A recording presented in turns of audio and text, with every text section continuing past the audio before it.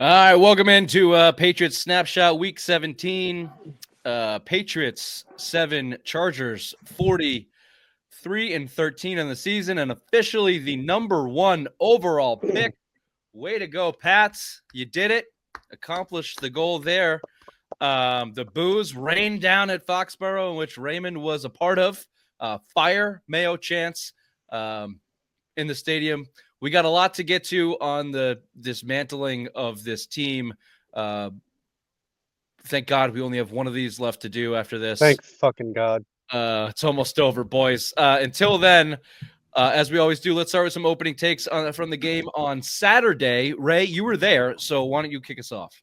Thank you there, Richard. And I don't want to steal your take because I saw the email, so I'm going on another direction. How it felt like a preseason game, driving to the stadium, zero traffic. I got there a little late. Tailgate starts at 9. I got there at 10, no traffic. Got to the game, no one's tailgating. Usually a parking lot's full of laughter, people partying it up.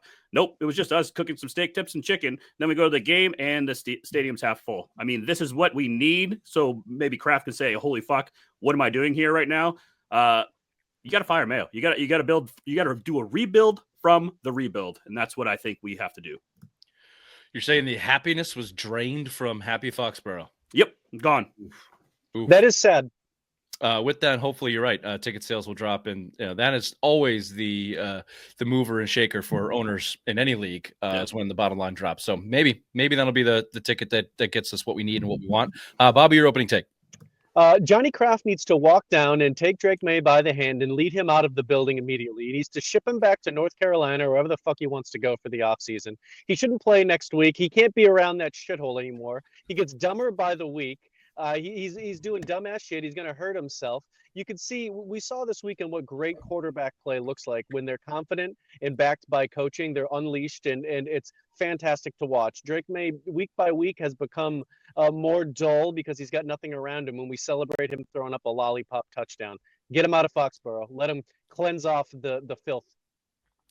Cleanse the filth, like every Wednesday after Irene's on Tuesday. Give him the old treatment there. I'm with you there. I'm going to go to the players. A lot of heat on the ownership, rightfully so. A lot of heat on Mayo, rightfully so. But when Deatrich Wise and Devon Godchaux, now we've had 2 splits of these. We've got a lot of player clips here after the game, and guys like Keon White are saying what I think are the right things. Guys like Godchaux and Wise, who are bitching about the fans booing and the fire Mayo chants, calling the fans a little spoiled around here. Hey, wake up, dummies. You have the number 1 overall pick. You're the worst team in the league. If that doesn't qualify as something that can be booed off the field, I don't know what does. It's a part of sports at any level is to be booed when you're this bad. And not bad, you're fucking incompetent, okay? You are losers on every level. This is another indicator that the culture that Gerard Mayo was supposed to bring to this team has suffered or gone away or never even happened. What an absolute couple loser comments from these players, indicative of the type of culture that you have there in the locker room. So we got that. We've got pros, cons, and observations from Chief Bobby, of course, and all of the things to get to after that. Another embarrassing loss in Foxborough for the New England Patriots this year. Welcome to the Simple Mind Sports Show. Snapshot Week 17. Welcome to the show.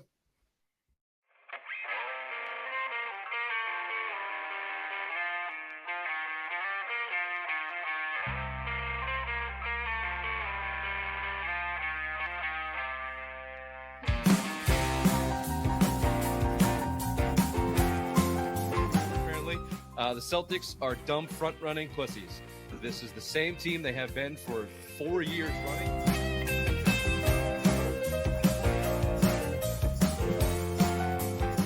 Well, my worst nightmare came true. Missoula and Mayo are friends. What the fuck? Apparently they've known each other since Virginia. They have these docking sessions where they talk about ball and managing people. I'm on vacation. I'm going to quay all these. I'm going to fucking watch them this week. Do you say quay? Is it not quay? It's Q. It's Q. It's Q-U-E. You idiot.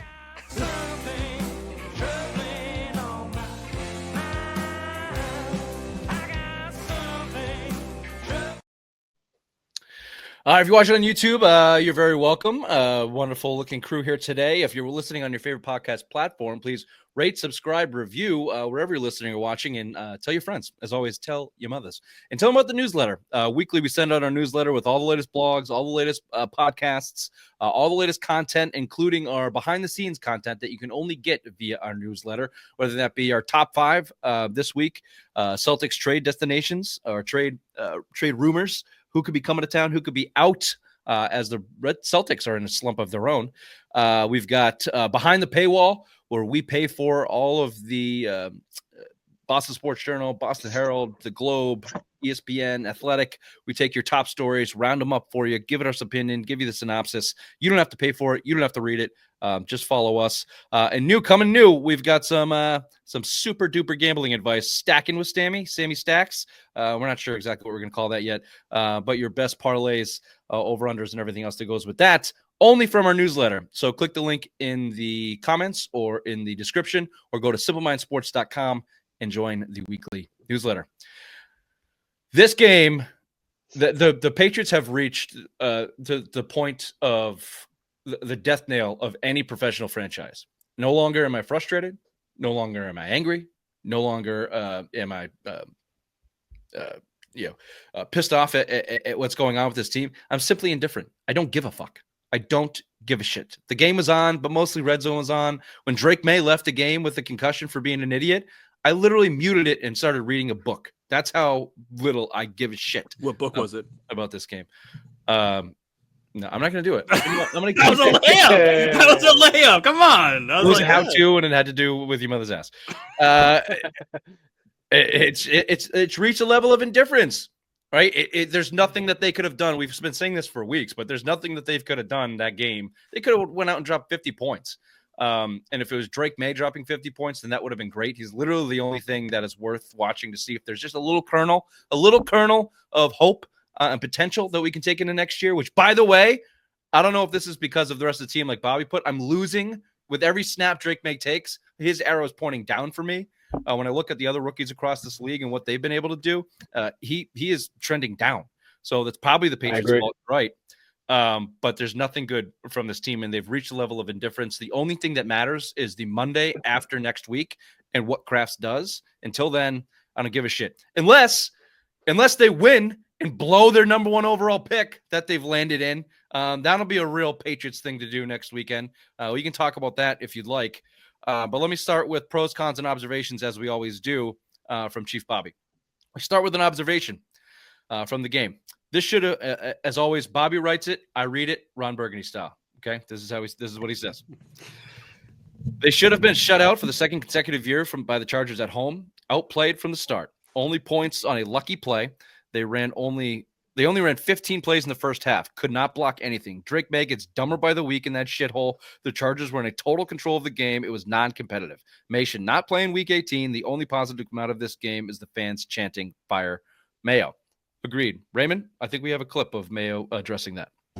That were being directed at you towards the end of the game today? Look, you hear those things, but at the same time, look, they paid to sit in the seats, and we got to play better. If we play better, we don't have to hear that stuff. So, quickly, the one problem I have about that clip is that he says we need to play better.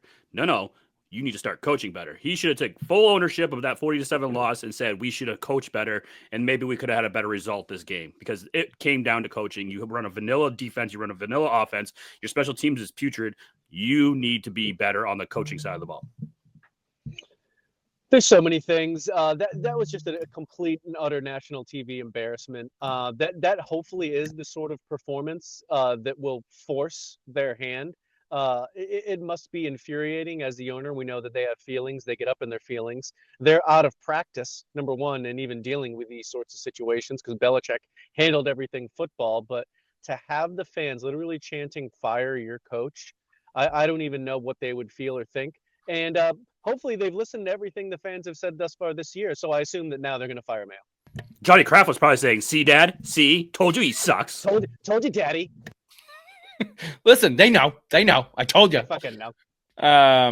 No, it's a good point on Mayo. If you listen to the things that he has to say and read through the corporate bullshit, he has not taken accountability for the coaching in a number of weeks. He couches that all with everything falls back on me. When he has the little phrase that being said, or in saying that, and he always comes back, all the decisions call on me. But he talks about execution. We need better execution on the field. We need better play. He has been scapegoating since London. Well, and he's throwing AVP under the bus too. I mean, remember the time that they were saying, "Why aren't you running more design plays for Drake May?" And he says, "Well, that's not my call. You got to go ask someone else." Like, pretty much, if you were hey, here go ask the last AVP. 4 weeks, Ray, you probably would have talked about that with us, but you weren't here. So, Why? you're kind of You kind of Gerard May out of this show the last 4 weeks. The Alex Van Pelt. Not my fault. It was your fault. The Marcus Jones. Yeah, exactly. See? Yeah, Marcus well done. Jones played offense. Drake May came in early. The list goes on from the corporate shill bullshit that's come out of Gerard Mayo's mouth. From the second he got the job, we're going to burn cash. He's been walking back everything he says all season long, and he's unfit for the position on the field, off the field, all around. It is totally clear, and the fans let them know it, and they're going to let them know that next week too, whether they win or lose. Like, there's no coming out of that alive for Mayo with the Foxborough faithful. Kraft better pray that it's like a 60-degree December or January day at the beginning of January, sun shining, no clouds in the sky, because that's the only way you're going to get fans there. If it's anything like this past Saturday where it was rainy, gloomy, shitty out, raw, like, no one's going to want to go. What's worse, if it's just shit weather and no one shows up, or if it's beautiful and everyone gets fucking loaded and they just let them have it the whole I don't know if they want fans there. To your point, I don't know if they want them there, if that's what they're going to do. You're gonna have so many Fire Mayo fans. They'll do the Barstool clown shirt with Mayo on it. Like, they will. Ooh, shit. Okay, that's probably trademarked. Let's not get sued. Damn. Anything else that you can pull out of that game? Jonathan Jones burnt by Ladd McConkey, who we'll get to in one of Bobby's observations in the draft picks, failures from Wolf. I don't think it's worth looking at anything technical. Actually, I'll give you one positive football thing out of this game. Cole Strange, first ever start at center as a football player, 0 pressures allowed. Seemingly did a decent job, unless he was in charge of protection. In that case, fucking sucked, because they blew assignments left and right. But I think that's probably more Vidarius Lowe and DeMartre Jacobs sucking balls. But Cole Strange, maybe a positive out of this game. I don't know. Christian Gonzalez is that guy, because when he got hurt and taken off the field, they just started throwing on anyone and everyone was open. Yeah. Gonzalez goes out with a concussion. That might have been, who knows? That might have been a business decision. I don't blame him. I didn't even say hit. Like, does it hurt? Does it hurt to look at the light? Yep, sure does. I'm not talking about it. Yeah, I got a headache. Alleys. So bad. Other than that, what do you want? What do you want to say? The touchdown they scored, headsy play from Drake May, got him off sides and chucked it down there. But no offense other than that. That was the only positive play I can recall, other than just a routine 8-yard pass, possibly. And he was down at the 1 yard line. He didn't even score. He got touched at the 1, but they didn't challenge it because I think they felt bad for him. They said, "Oh, he rolled in. He's good." It would have been 40-0. Yeah. Just non-competitive. Just a loser team going out there doing loser things. Here's a pros, cons, and observations. Here's one from Bobby. More disconnects and negative comments after the game. Mayo tells media Gibson will be starting. Then Ramadama rolls out there. Gibson said they practiced what they did all in the game all week. Do AVP and Mayo even talk? Keon White doubles down on his criticism, basically saying they aren't being coached appropriately and that change is needed. Demario Dumbass says they're being put in right spots. Yeah, okay. Let's hear from Keon White, if you could, Raymond. Major changes are coming? I mean, yeah, I hope so. If changes aren't made, then what are we doing? Again, the NFL is a production-based business, so if we're not doing anything to change our production, which is lost, what are we doing? Well, what changes are you hoping for? Let's take 2 more here. Again, it's not for me to decide. First and foremost, I'm changing how I play the game. Keon White there goes on to say, this was before the Chargers game, talked to Karen Garegian. I'm going to try to get through these next 2 games and then figure it out after that. I'm going to try to get through these next 2 games and figure it out after that. Sounds And like us trying to get through the games. Watching them. Yeah. Jesus Christ, they got their flights booked to Cabo, wherever the fuck they're going, huh? 1, 2, 3. See where my cards lie in the future. When asked what exactly he meant about where his cards may lie, White hinted at frustration with his lack of production this season. Just in general, White says, in terms of everything, I mean, anything is possible. It's the NFL. Anything can happen year to year. It's a production-based business. It is what it is. You just have to figure out where you're going to go. Something's got to change. That's the way I feel at this point. He goes on to talk about, like he did in that clip, it starts with him, but then he ends it. But I think it's a lot of other things as well. Without going to too much detail, that's how I feel. He hates he hates that team. Let's hear from Demario Douglas, please. Feeling of losing. 1 game left, but also an offseason. David Andrews was saying this week that guys got to, feel this feeling of losing, especially after a day like today, and carry that with you throughout the offseason and into workouts and into next season. How passionate are you about getting this right with this team, and what would be your message to the rest of the group going into this last game? Very. I feel like, this game right here, just alone, should have a bad taste in, everybody's mouth just because, lost at home, and I feel like us being a young team, we should go into next year like, man, we dislike losing. I dislike losing, and feel like my 2 years I've been losing, and feel like it's time to make a change. We got some pieces. We're gonna add more pieces next year, and feel like we could come out and do something. I'm trying to be in the playoffs. I'm trying to go for a run and have a winning season. I'm just tired of losing for real. Who's this guy's agent? Like, you gotta get him a PR guy, a public relations guy who will speak better. Like, I need a. I think that literally communicating and talking or doing anything mental for Demario Douglas is extremely difficult, and I believe he deserves an award for even getting up there and being able to put together that semi-coherent, articulate thought. Yeah, well put. The biggest one out of there is I'm just sick of losing, bro. I've been losing for 2 years. Sick of losing. That's the sentiment as maybe brain dead as he is, and not just in front of a podium. We know he's had trouble with running routes, and maybe that's half the battle too. Obviously we know the roster blows, and Demario Douglas is potentially your best wide receiver, maybe Kayshon Boutte. That's not saying much for either of them. And we know Douglas has had trouble running routes, but the sentiment down there is they suck. They're sick of sucking. The players are still trying hard. They're still young. Demario Douglas, what does he make? Not much. From that rookie deal, yeah, rookie deal. Was he even drafted? Like, he was a 6th-round pick. He's making $650,000 a year. Like, after Massachusetts taxes, he's maybe in our same fucking tax bracket. The guy's basically making what the Simple Mind Sports Show does. Yeah, guys working for a contract. The young players don't quit when they're working for contracts. That's why you're still seeing guys going out there playing, and they're still losing 40-7. So the sentiment down there, obviously, not great. And then lastly, as you put here, the disconnects again. Mayo on the radio the week before, we're going to start Gibson first play from scrimmage. There's Ramadama. Give him the ball. What did Mayo have to say about that?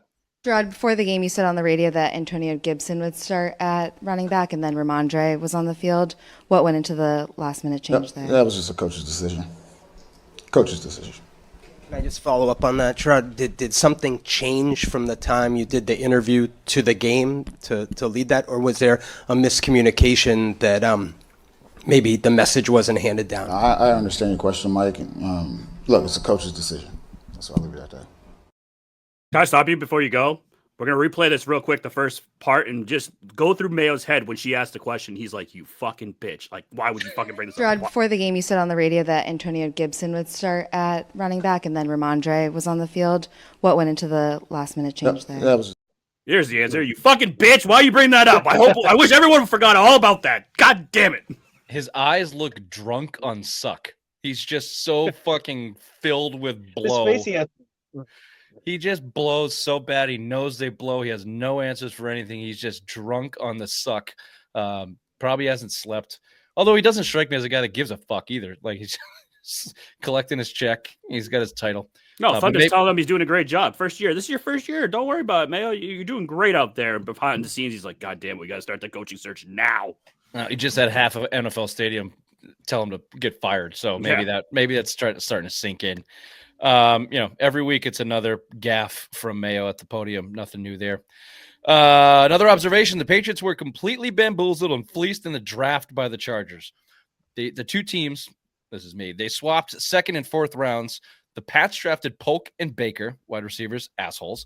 Chargers moved in and got Ladd McConkey and starting corner in the fourth round. Ladd McConkey went 8 for 94 and 2 touchdowns in this game. Should have had a third.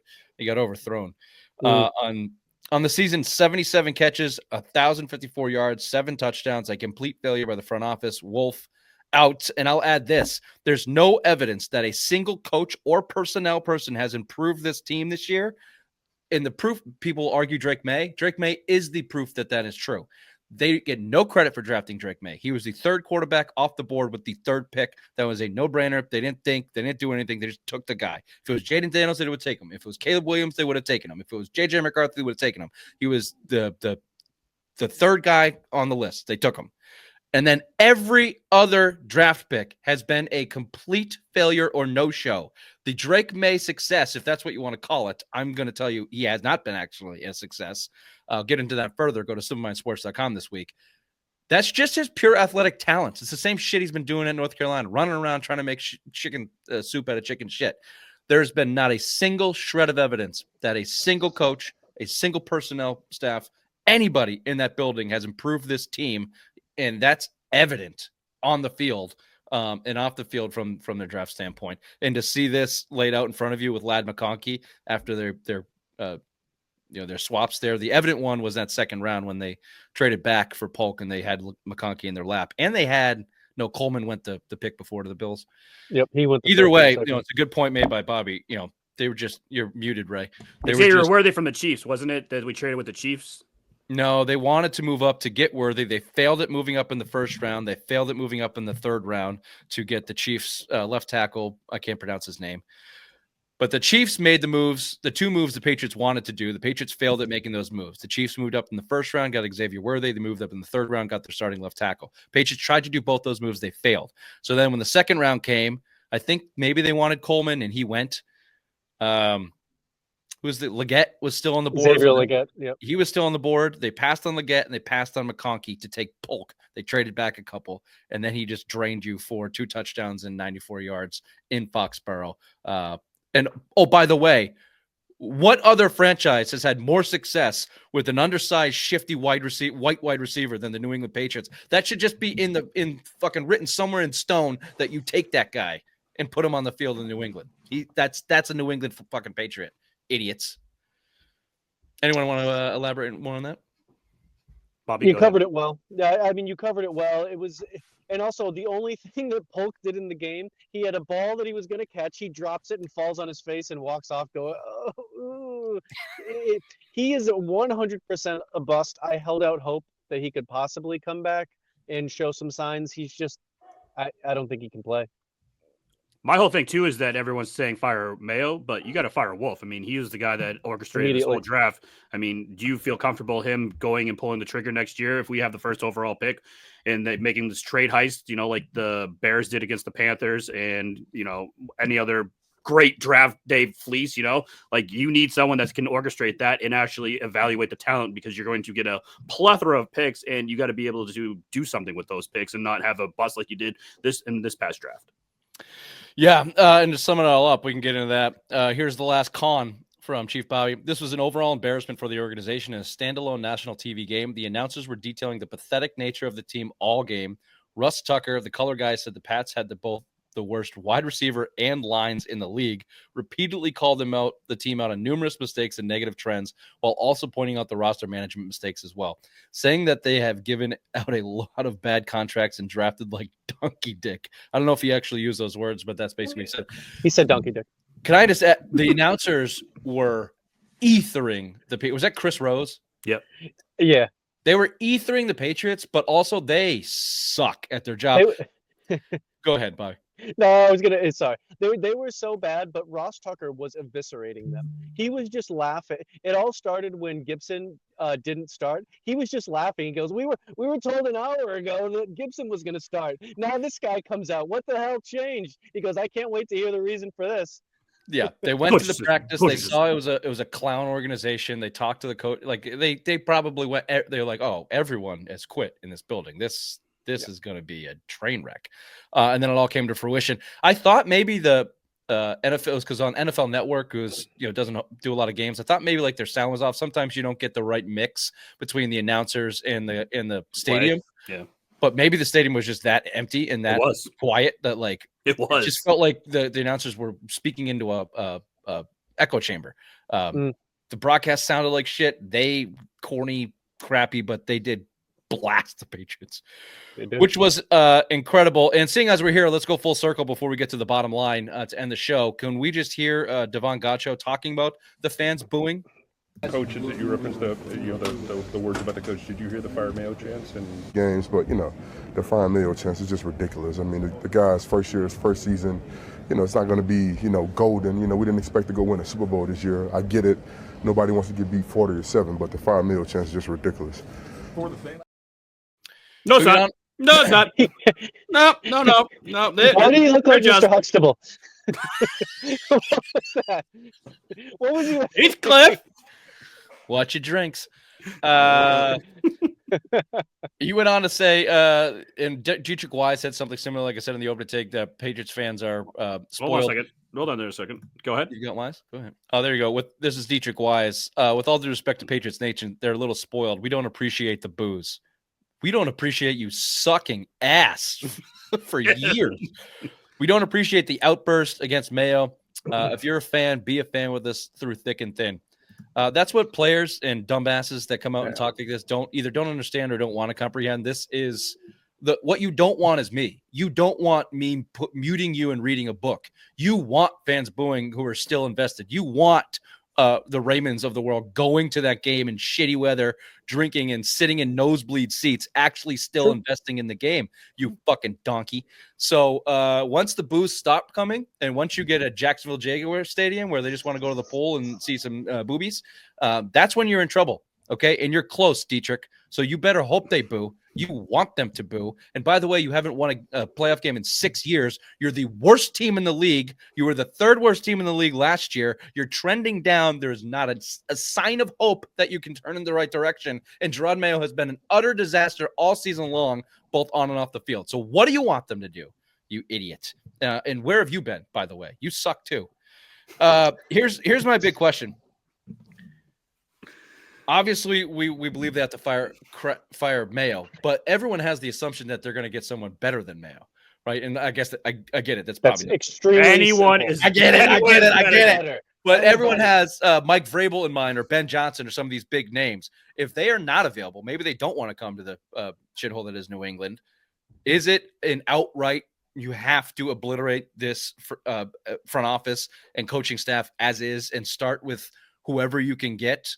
Or is it a little bit more nuanced than that? Obviously, if Vrabel's on the table, you take him. Ben Johnson on the table, you take him. Some of these bona fide names, you take them. But if it's some fucking nobody, like some other defensive coordinator from somewhere, can't be a defensive coordinator. You can't do that. Well, that's what I'm asking. You're not. The position the franchise is in is pretty good. Number of overall pick with a good young quarterback and a lot of money. It should be desirable, but they have ran the organization into the ground. So you might have to do a little work and you might have to pay some big money to get someone qualified. And if they're not willing to do that, does the upheaval of an entire franchise's staff make sense if you're not improving it drastically?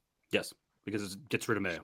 That's the only thing. You got to get rid of Mayo. You actually have to do a job search, do your due diligence, go out there and interview, have an interview process, bring 5 guys in, 5 head coaching candidates, and just have the process in place. You don't take these guys to Israel and have a nice bro-to-bro talk and say, holy shit, this guy's the next guy. I'm going to have him as my head coach. You actually have to go out there, interview, see what these guys have to make this franchise better. And I think you also have to eliminate Wolf, because whatever head coach you do bring in, he's going to want to have his own scheme, his own plan. And you don't want to have Elliot Wolf here saying, no, this is what we're going to do.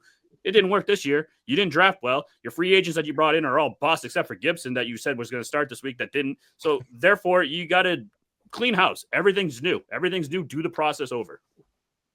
There is no way that you can be worse than the worst, which is what they are right now. And all of these people were unqualified to begin with. So to your point, you might not be able to get to the top of the market, but you should be able to get qualified people that have done these positions before. They can provide you with examples and their experience than what they've had. Even if it's a mid-level retread coach, he's going to be much more qualified than what Gerard Mayo was, and the same thing as a GM.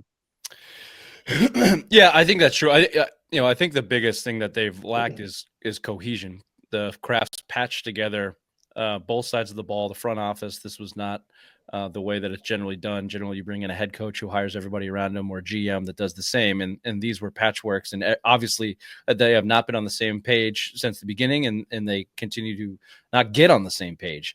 A big if they were able to, I think the NFL, if you can just go out and play formative football, you can win 6 or 7 games. It's when you get dysfunction like this that you fall to the bottom of the league, and that stems from the top. And yeah, I'm with you. You have to blow it out, because there's just no evidence that they can all get on the same page, and they don't. There's no experience to say that they have. You're just going on hope that they can learn from their mistakes and get better. And that'd be one thing if they had 4 or 5 wins and you had a couple benchmarks that you could say, oh, okay, they're improving here. None of that has happened. They have got worse everywhere. Literally everywhere they've gotten worse. So you have to blow it out. You have to blow it out and start from scratch. Fun stuff. We will look next Monday is the first Patriot show I will look forward to in a very long time. The end of the season for number one. And also, will they do the right thing? Will we be able to talk about the next chapter in New England Patriots football from an organizational standpoint? If they're doing the right thing, Gerard Mayo will be fired Sunday night or Monday morning, and we will know immediately, and they will start that process. That's what the worst team in the league does. You fire the coach first. You're the first guy to hit the chopping block. You're the first person to bring in interviews. You have to. You have to. If they don't, if we're sitting here next Monday and Mayo's still the coach and still up in the air, you're already behind the 8 ball. Crafts are already fucking up the offseason. Agreed. Because all the other openings will already be pursuing whatever candidates are available. Because the hottest commodity is going to be Ben Johnson. You want to get an interview with him immediately. If that should be the goal. Get Ben Johnson here. Yeah, you technically can't interview he's coaches still in the playoffs until I think conference championship week. Yeah, but you want to be the first in line. You want to be Super Bowl. You want to be in line for that first interview. You want to be, hey, Ben, we would like to have an interview with you. You don't want to get permission from the Lions. Right. Your head coach needs to be fired in order to do that. So yeah. they should be cleaning house Sunday evening or Monday morning. Oh God, I hope so. We will see. Join us here next week to find out, or join us on Thursday live, Facebook, Twitch, YouTube, for our normal Friday Rewind Thursday live show, where all things are on the table. We got a Celtic slump to talk about. We'll do some Pat scraps. If you haven't watched our interview with Flat Earth Dave, definitely want to go check that out. That's on YouTube and all your favorite podcast platforms. I got a little heated, but I feel like I kept myself in check pretty good. Ray was until he said cool story, bro. When he said cool story, bro, that's when your attitude changed. Oh, fuck you, cool story, bro. Well, yeah, and then he starts talking about his sick Nikon camera looking at Mercury. It was like, shut the fuck up, dude. You fucking loser. Anyway, so definitely want to go check out that. Ray was convinced from the start. So if you're anywhere near the bottom of a totem pole of dumb, this should be a Did you download the app, Ray? No, I'll give him $3. He didn't give me my fucking Bitcoin. If you are not cheap and you are dumb, then this is the one for you. If not, join us live on Thursday. Go to SimiSports.com, join the newsletter to catch it all. And one simple roundup, get the behind the paywall. We'll pay for it. You enjoy it. Until then, bye-bye. Fire Mayo. Fire Mayo.